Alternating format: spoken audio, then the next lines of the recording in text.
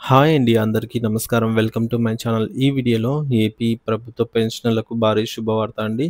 ELs earned leaves విడుదల తాజా సమాచారం గురించి తెలుసుకుందాము. అంటే పెన్షనర్లకు ఈఎల్ సమాచారము 2020 ఏప్రిల్ నుంచి 2021 డిసెంబర్‌లో రిటైర్ అయిన వారికి ప్రత్యేకించి ఇది ఈ వీడియో అనేది బాగా ఉపయోగపడుతుందన్నమాట. సో, ఈ సమాచారం అనేది తోటి పెన్షన్ మిత్రులతో షేర్ చేయడానికైతే ప్రయత్నించండి. ఈ వీడియోని అయితే తప్పనిసరిగా లైక్ చేయండి ఫ్రెండ్స్. కొత్తగా చూస్తున్నవారు ఇంకా ఎవరైనా సబ్స్క్రైబ్ చేసుకోకుంటే వెంటనే మన ఛానల్ సబ్స్క్రైబ్ చేసుకోండి. సో, పెన్షనర్లకి ప్రత్యేకం అన్నమాట. ఫ్రెండ్స్, ఇక విషయానికి వచ్చినట్లయితే అందరికీ నమస్కారం అండి. ఒక ఉద్యోగి రిటైర్ అయిన తర్వాత అతనికి పెన్షన్‌తో పాటుగా అందజేయాల్సినటువంటి ముఖ్యమైన 3 అంశాలైతే ఉంటాయి. అవి మనందరికీ తెలిసిందే. గ్రాట్యుటీ, ఎర్న్డ్ లీవ్స్, ఈఎల్స్ అండి. అంటే మనకు మన సర్వీస్ కాలంలో ఏవైతే సెలవులను నిల్వ ఉంచుకుంటామో, సో, గరిష్టంగా 300 సెలవు రోజులకి మనకు ఆ లీవ్ ఎన్‌కాష్‌మెంట్ అనేది వస్తుంది. మరియు కమ్యూటేషను. సో, ఇవి ముఖ్యంగా మనకి రావాల్సిన అమౌంట్స్ అన్నమాట. సో, మనం ఈరోజు ఈ ఎర్న్డ్ లీవ్ ఎన్‌కాష్‌మెంట్ గురించి వివరంగా తెలుసుకుందాము. అలాగే ఈ యొక్క 2020, 21లో రిటైర్ అయిన వారికి సంగతి గురించి తెలుసుకుందాము. ముఖ్యంగా రిటైర్డ్ ఉద్యోగులు ఎప్పటినుంచి ఎర్న్డ్ లీవ్స్ రావాలి? అసలు ఈ బిల్లులు ట్రెజరీకి చేరాయా లేదా అనే విషయాలపై కూడా దృష్టి సారిద్దాము.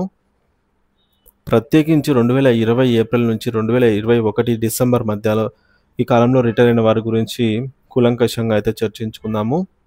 ఒక రిటైర్ అయిన ఉద్యోగి రిటైర్ అయిన తర్వాత పెన్షన్‌తో పాటు తక్షణమే అందజేయవలసిన అంశాలలో ఎర్న్డ్ లీవ్ ఎన్‌కాష్‌మెంట్ ఒకటి. సాధారణంగా 10 నెలల ఎర్న్డ్ లీవ్ ఎన్‌కాష్‌మెంట్‌కు సంబంధించిన బకాయిలు ఉద్యోగులకు చెల్లించబడతాయి. ఈ బకాయిల చెల్లింపులను మనము 3 ప్రధాన విభాగాలుగా అయితే చర్చించుకుందాము.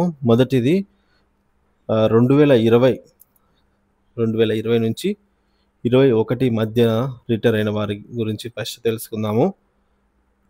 మరి ఈ విభాగంలో ఉద్యోగులకు సంబంధించి ఎర్న్డ్ లీవ్ డిఫరెన్స్ విషయంలో చాలా కీలకమైనది.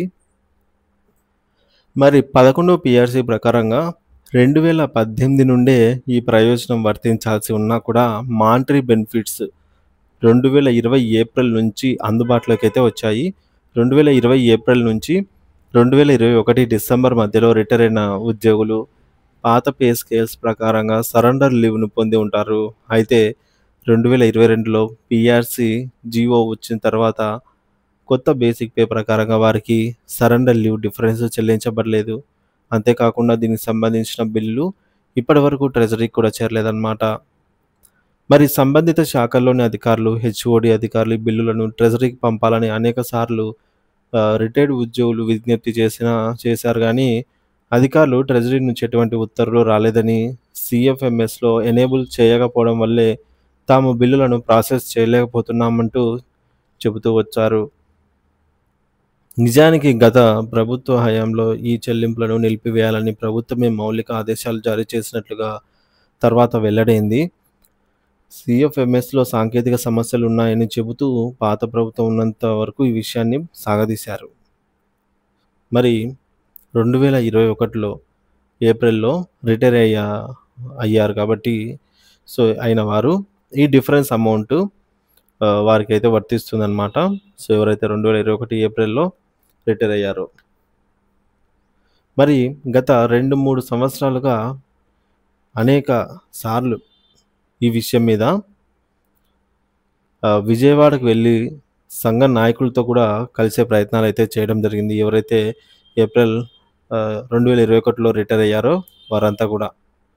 కానీ పెన్షన్ సంఘ నాయకులు ఈ డిఫరెన్స్ గురించి పెద్దగా ఏమీ వాళ్ళే పట్టించుకోలేదు. ఆ సమయంలో ఈ విషయాన్ని పెన్షనర్లు ఏపీ ఎన్‌జీఓ అధ్యక్షులు అయినటువంటి శివారెడ్డి గారి దృష్టికి కూడా తీసుకెళ్లడం జరిగింది. జనరల్ సెక్రటరీ విద్యాసాగర్ గారి దృష్టికి తీసుకెళ్లడం జరిగింది. పెన్షనర్స్ తరపున ఒక వినతి పత్రాన్ని కూడా సమర్పించడం జరిగింది. మరి విద్యాసాగర్ గారు వెంటనే స్పందించి ట్రెజరీ డైరెక్టర్ మోహన్ రావు గారిని కలిసి ఈ సమస్యను కూలంకషంగా చర్చించడం జరిగింది. మరి బిల్లులు ట్రెజరీకి చేరకపోవడం, సీఎఫ్ఎంఎస్‌లో ఎనేబుల్ చేయకపోవడం వల్ల రిటైర్డ్ ఉద్యోగులు 5 సంవత్సరాలుగా ఎదురు చూస్తున్నారనైతే వివరించారు. ఈ విషయం ప్రస్తుతం ప్రభుత్వం దృష్టికి తీసుకెళ్లాలంటే అధికారులు లేదా నాయకులు తెలియజేయాలని విన్నవించారు. మరి అప్పటినుంచి ఇప్పటి వరకు ఎటువంటి సమాచారం అయితే లేదు దీనికి సంబంధించి. మరి తర్వాత విద్యాసాగర్ గారు ఏపీ జేఏసీ చైర్మన్ అయిన తర్వాత మళ్ళీ కొంతమంది పెన్షనర్స్ ఆయనను కలిసి ఈ సమస్యను వ్యక్తిగతంగా అడగడం జరిగింది. ఇది న్యాయబద్ధమైన సమస్య అని, దీని పరిష్కారానికి కృషి చేస్తామని కూడా ఈ మేరకు విద్యాసాగర్ గారు ఆహ్, హామీ ఇచ్చారనమాట. మరి రాష్ట్రంలో జరిగిన జాయింట్ స్టాఫ్ కౌన్సిల్ సమావేశంలో 21వ అంశంగా ఏపీ జేఏసీ తరపున ఈ సమస్యను ప్రస్తావించడం జరిగింది. పెన్షనర్ల అందరి తరపున ఆయనకు హృదయపూర్వక ధన్యవాదాలు కూడా పెన్షనర్స్ తెలియజేశారు. మరి చిన్న అంశంగా భావించి ఎవరు పట్టించుకోని ఈ సమస్యను ఆయన వెలుగులోకైతే తెచ్చారనమాట. ముఖ్యంగా పెన్షనర్స్ సంబంధించి. మరి ఈ సమస్యతో బాధపడుతున్న వారి కోసము దాదాపుగా ఆహ్, ఇలాంటి వాళ్ళే చాలామంది అయితే పెన్షనర్స్ ఉన్నారనమాట. మరి వీరంతా మళ్ళీ త్వరలో విజయవాడకు వెళ్లి ఆర్థిక శాఖ అధికారులకు, చీఫ్ సెక్రటరీ గారికి ఈ విషయాన్ని అయితే తెలియజేయడానికి విద్యాసాగర్ గారి నాయకత్వంలో అయితే వీరు మళ్ళీ ప్రయత్నిస్తూనే ఉన్నారనమాట. మరి బాధాకరమైనటువంటి విషయం ఏంటంటే ఇక్కడ 2020 ఏప్రిల్ నుండి 2021 డిసెంబర్ మధ్యలో రిటైర్ అయిన వారిలో కొందరు మరణించారు ఇప్పటికే. అంటే ఈ అమౌంట్ తీసుకోకుండానే కాలం చేశారు. కొంతమందికి సరెండర్ లీవ్ డిఫరెన్స్ రావాలనే విషయం కూడా తెలీదనమాట. తెలిసినా కూడా కొంతమంది మర్చిపోయారు కాలక్రమేణా. కాబట్టి 2020 ఏప్రిల్ నుంచి 2021 డిసెంబర్ మధ్యలో రిటైర్ అయిన మిత్రులు అంతా కూడా తప్పనిసరిగా ఈ సరెండర్ లీవ్ డిఫరెన్స్ అనేది రావాలి.